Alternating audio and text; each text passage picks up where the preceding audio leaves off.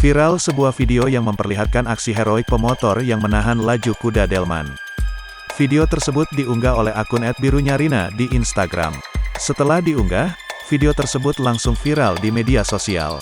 Aksi heroik pemotor tersebut terjadi di Jalan Parangtritis Utara Gabusan, Kabupaten Bantul, DIY. Adapun waktu kejadiannya pada hari Jumat, tanggal 24 Desember tahun 2021, sekitar pukul 15 waktu Indonesia Barat.